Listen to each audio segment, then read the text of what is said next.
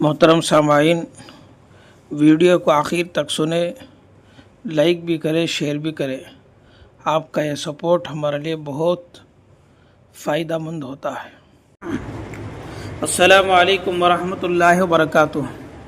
मोहतरम सामाईन, पिछले ज़माने में एक अल्लाह वाले गुज़रे जिनका नाम है ख्वाजा फुज़ैल इब्न इयास रहमतुल्लाहि अलैह। इनकी ज़िंदगी के कुछ हालात कि ये पहले क्या थे, कैसे इनकी ज़िंदगी बदली और फिर उसके बाद अल्लाह ने इनको क्या मकाम दिया, इनके ताल्लुक़ से कुछ बातें अर्ज़ करता चलो। कहते हैं कि ये बदमाश और डाकुओं के एक जमात के सरदार थे।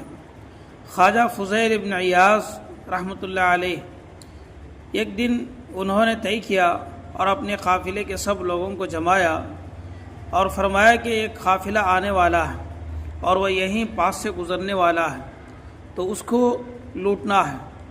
तो जैसे काफ़िले के करीब आने की इत्तला मिली तो तलवारें उठाई, घोड़ों पर सवार हुए, काफ़िले के राह पर एक जगह घात में बैठ गए, यानी इंतज़ार में छुप कर बैठ गए। और जो काफ़िला आ रहा था ये बहुत दूर दराज से आ रहा था। उसमें ताजिर भी थे, बड़े बूढ़े भी थे, औरतें और बच्चे भी थे। तो रास्ते में एक जगह थी जहाँ काफ़िला आराम करने के लिए ठहरा करता था, वहीं यह काफ़िला भी रुका। थोड़ी ही देर में कुछ ऐसी आवाज़ और हवाएं उठी जिसकी वजह से काफ़िले वाले सब के सब डर गए। तो जिसकी वजह से घोड़ों की टापों में हथियारों की छनकार ने काफ़िले वालों को ऐसा खौफ ज़दा कर दिया कि सब दंग रह गए। तो अपना सामान, माल व असबाब छोड़कर जिसका जिधर मुँह था उधर वो भागने लगा। नफसी नफसी का आलम यह था जैसे महशर की घड़ी हो, बच्चों की चीख व पुकार है, माओं की आहवजारी है, और एक अजीब मंज़र उस वक्त वहाँ पर वो नमूदार हुआ। तो डाकू अपने धुन में थे कि उनके पास तो इंसानियत की कुछ चीज़ नहीं थी, वो बेपरवाह थे, चाहे कुछ भी हो जाए। तो ये लोग जो काफ़िला था उनसे झोलियाँ भरने लगे, उनके पास जो कुछ सामान था उसे अपने कब्ज़े में लेते गए। तो उन्हीं में से जो इनके सरदार है ख्वाजा फुज़ैल, ये भी वहीं पर थे। तो डाकुओं के सरदार ख्वाजा फुज़ैल ने काफ़िले के एक हिस्से में पहुँचे जहाँ एक शख्स कुछ पढ़ रहा है। ये सब तो गुस्से में आए कि उसके पास गए। गुस्सा इस पर था कि इस शख्स को ना लूट मार का डर है और ना डाकुओं का खौफ है, इत्मीनान से कुछ पढ़ रहा है। तो ख्वाजा फुज़ैल आगे बढ़े तो उनके कान में ये आवाज़ आई। क्या आवाज़ थी?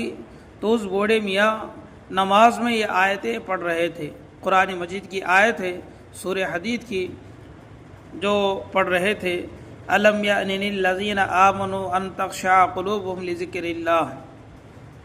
तर्जुमा जिसका मतलब ये है कि अभी ईमान वालों को वक्त नहीं आया कि वह अल्लाह के ज़िक्र और उसके हैबत व जलाल से कब कपा उठे, यानी अल्लाह से डरे।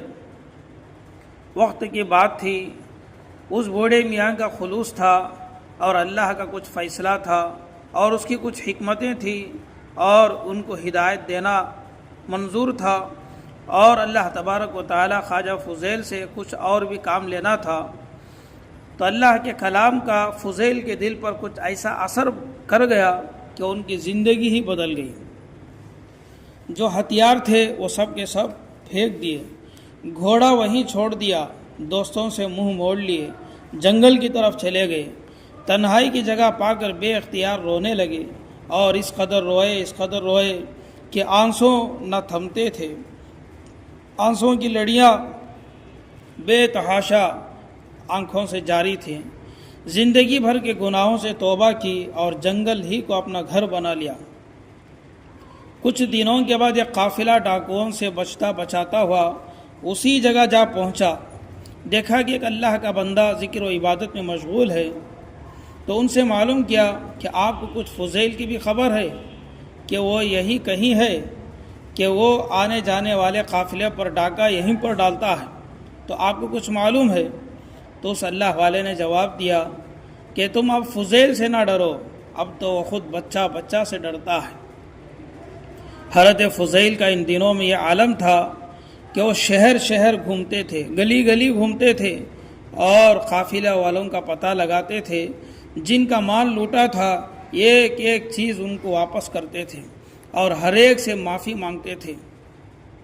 اللہ تبارک و تعالیٰ نے قرآن مجید میں بھی یہی فرمایا، سورہ شمس میں ہے، فَأَلْهَمَهَا فُجُورَهَا وَتَقْوَاهَا قَدْ أَفْلَحَ مَنْ زَكَّاهَا۔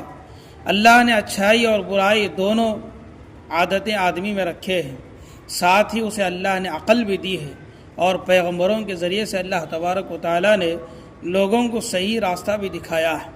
اب یہ انسان کی ذمہ داری ہے کہ وہ اچھے راستے کو اختیار کرے، جنت کا مستحق بنے، یا غلط راستے کو اختیار کرے یا جہنم کا مستحق بنے، یہ انسان کے بس میں ہے۔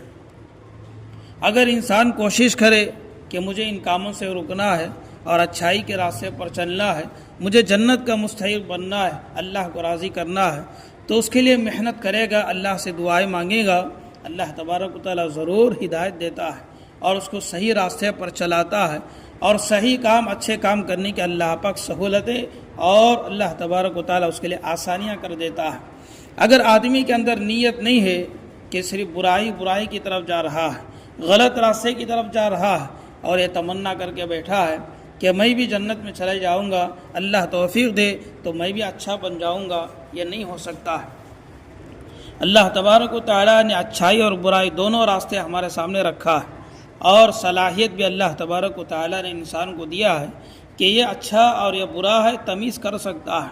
اس کے لیے اللہ تبارک و تعالیٰ نے فرشتوں کے ذریعے سے حضرات انبیاء علیہ السلام تک پیغام پہنچایا ہے، ہدایت کی باتیں پہنچائی ہے کہ ان پیغمبروں کی یعنی قرآن مجید کی آیتوں کو پڑھیں گے اور اس کے اوپر عمل کریں گے تو ہدایت کا راستہ ضرور ہمیں بھی ملے گا۔ تو حضرات، اس واقعے سے ہم کو سبق یہی لینا ہے، اللہ تبارک و تعالیٰ کی طرف سے کب کس کے ساتھ کون سا فیصلہ ہوگا کوئی نہیں جانتا، تو اس لیے کوئی بھی کسی آدمی کی بری عادتوں کو دیکھ کر اپنے آپ میں فیصلہ نہ کرے یہ تو جہنم میں جانے والا ہے، نہیں۔ جیسا کہ یہ ڈاکوؤں کا سردار تھا، لیکن بعد میں چل کر اللہ تبارک و تعالیٰ نے ان کو ہدایت دی اور اپنا ولی بنا لیا، یہاں تک کہ فرماتے ہیں بعد میں چل کر جیسے پہلے ڈاکوؤں کے سردار تھے، بعد میں چل کر اللہ تبارک و تعالیٰ نے ان کو اپنے ولیوں کا سردار بنا دیا۔ دیکھو کیسی زندگی پہلے تھی اور آخر میں ان کی زندگی کیسی تھی۔ حالات کا بدلنے والا اور زندگی کو پلٹانے والا یہ صرف اور صرف اللہ ہے، اللہ کی ذات ہے۔ اور اسی طریقے سے اچھائی اور برائی میں تمیز کرنے کی اللہ نے ہمیں صلاحیت دیا ہے، کچھ اس کے لیے اللہ تبارک و تعالیٰ نے ہم سب کو عقل سلیم دیا ہے، تو ہمیں چاہیے کہ کون سا اچھا راستہ ہے اسے اختیار کرے اور کون سا برا راستہ ہے جس راستے پر چلنے سے جہنم میں جانا پڑتا ہے اور اللہ ناراض ہو جاتا ہے، ان چیزوں سے بچنا چاہیے۔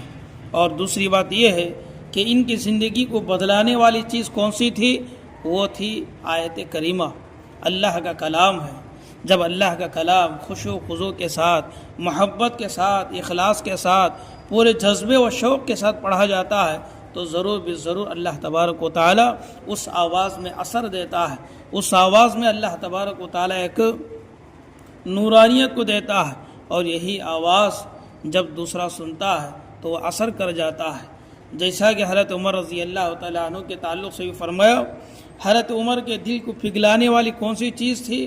وہ آیت کریمہ تھی، طٰہٰ مَا أَنزَلْنَا عَلَيْكَ الْقُرْآنَ لِتَشْقَىٰ۔ ان کی بہن آیتیں پڑھتی جا رہی تھی اور پھر اس کے بعد ان کا دل پگھلتا جا رہا تھا۔ بعد میں چل کر حضرت عمر رضی اللہ تعالیٰ عنہ کلمہ پڑھ کر مسلمان ہو گئے، اسلام میں داخل ہو گئے۔ تو یہ اللہ کے کلام کا اثر ہے، لہٰذا اللہ کے کلام کو مضبوطی سے تھامے رکھے اور روزانہ اس کے اپنی زندگی میں پڑھنے کا معمول بنائے، خود بھی پڑھے، اپنے بچوں کو بھی پڑھائے۔ اللہ پاک سے دعا ہے اللہ پاک ہم سب کو صحیح معنوں میں زندگی گزارنے کی توفیق عطا فرمائے، آمین۔ وآخر دعوانا الحمد للہ رب العالمین۔